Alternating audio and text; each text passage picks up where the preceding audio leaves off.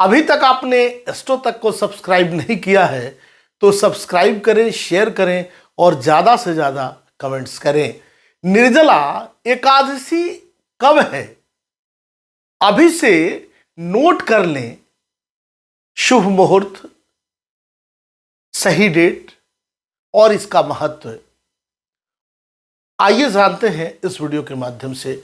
नमस्कार, मैं हूं डॉक्टर श्रीपति त्रिपाठी। हिंदू धर्म में निर्जला एकादशी का बहुत ही खास महत्व माना गया है।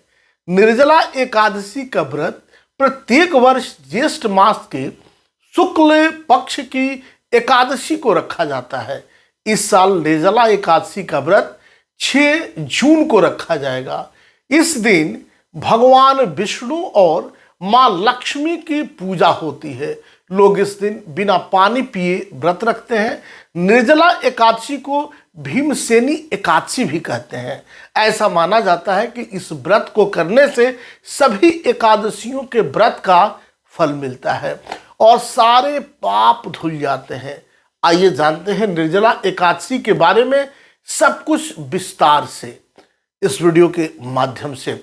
ज्येष्ठ माह के शुक्ल पक्ष में एकादशी तिथि का बहुत महत्व है और इस दिन बिना जल ग्रहण किए लोग व्रत रखते हैं, इसीलिए इसे निर्जला एकादशी कहते हैं। पंचांग के अनुसार 6 जून को रात में 2:15 पर एकादशी तिथि शुरू हो जाएगी। यह तिथि अगले दिन यानी 7 जून को सुबह में 4:47 पर समाप्त होगी। इसलिए निर्जला एकादशी का व्रत 6 जून को रखा जाएगा और एकादशी का पारण हमेशा द्वादशी तिथि में किया जाता है। इसलिए निर्जला एकादशी व्रत का पारण 7 जून को होगा। इस एकादशी का पौराणिक महत्व बहुत खास माना जाता है। एक बार व्यास जी के कहने पर पांडवों में भीम ने यह व्रत रखा था, तब इस व्रत को भीमसेनी एकादशी भी कहा जाता है। भीम ने मोक्ष की प्राप्ति के लिए यह व्रत रखा था। माना जाता है कि एकादशी के इस व्रत को करने से साल भर की सभी एकादशियों का व्रत करने के बराबर पुण्य मिलता है। निर्जला एकादशी का व्रत बहुत खास माना जाता है। ऐसा माना जाता है कि इस व्रत को करने से सारे पाप ताप धुल जाते हैं, साथ ही भगवान विष्णु की विशेष कृपा मिलती है। धार्मिक मान्यताओं के अनुसार निर्जला एकादशी का व्रत करने वाले को मरने के बाद मोक्ष मिलता है। निर्जला एकादशी का व्रत करने से जीवन में सुख और समृद्धि आती है और व्यक्ति का आध्यात्मिक विकास भी होता है। इस दिन अन्न और धन का दान करना बहुत शुभ माना जाता है। ऐसा करने से धन लाभ होता है और तिजोरी हमेशा भरी रहती है। निर्जला एकादशी व्रत की पूजा विधि जानिए।